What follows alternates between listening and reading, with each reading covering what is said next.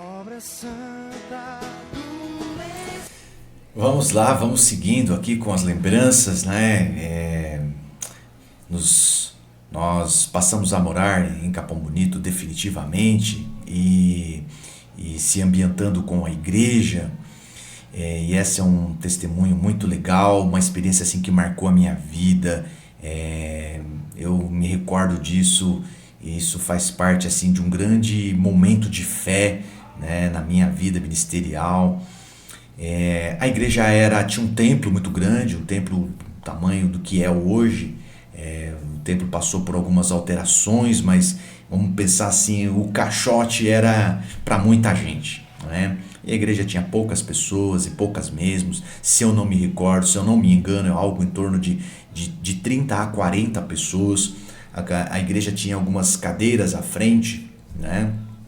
E elas ficavam de lado e o público da igreja ocupavam essas cadeiras, não mais do que isso. E o meu pai, muito jovem, muito contagiante, com muita fé, com muita direção de Deus, né?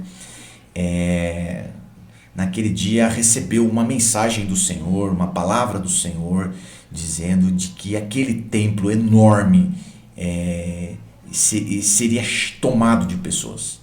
Assim, de boa, meu irmão, algo quase impossível, quase improvável, não é? Para a realidade da época, eu estou falando de 1979, o bairro não era o que é hoje, nem de longe, né? Na verdade, o bairro encerrava na igreja, dali para frente não tinha absolutamente mais nada. E nós saímos desse culto e subimos uma ladeira bem grande que tem aí, onde tem um clube Arcão, né? Acredito que você de Capão Bonito possa entender bem aonde estamos, né? E ali era também bem descampado, não tinha a quantidade de moradias que tem hoje. E ali nós paramos o carro, meu pai estendeu as mãos ali e eu ali do lado, minha mãe também, meu irmão também. E o meu pai começou a abençoar um bairro que eu acho que é a Bela Vista. Eu não me esqueci aqui exatamente de que bairro que é, acredito que seja o bairro Bela Vista, né? E o bairro, as ruas não tinha nome, era por número, né? E meu pai foi abençoando estas ruas e pedia ao Senhor que enviasse um anjo para convidar essas pessoas para o culto. Meu pai estaria iniciando uma campanha de cura, de libertação, naquele chamado evangelístico que marcou a vida ministerial do meu pai. E ele orava: Senhor, envia o anjo para convidar as pessoas da rua 12, da rua 13. Eu não me recordo o número, exatamente o número das ruas, me perdoe, mas eu me recordo exatamente disso. E oramos, queridos, assim, eu ali do lado, inspirado pela fé do meu pai. E voltamos para casa certos de que o Senhor haveria de agir, né? É assim, fé é isso, né? Fé é isso, é acreditar no impossível, acreditar de que Deus vai realizar. E então, no dia seguinte, fomos para o culto,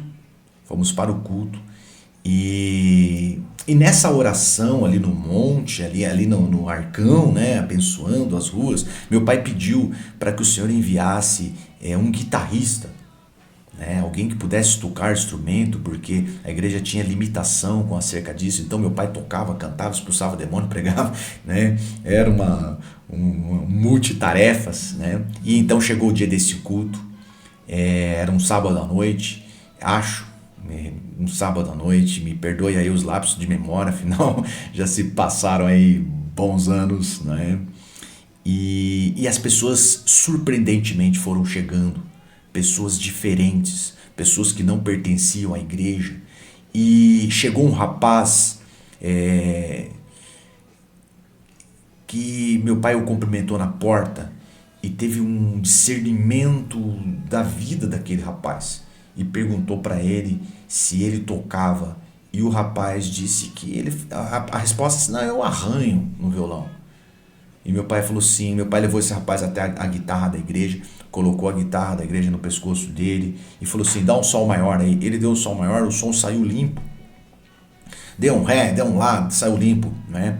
E esse cara tocou as músicas do culto daquele dia, que eram músicas muito simples, a gente chamava de corinho, né? E para fechar essa história, esse instrumentista é hoje conhecido em Capão Bonito como o Pastor Ari.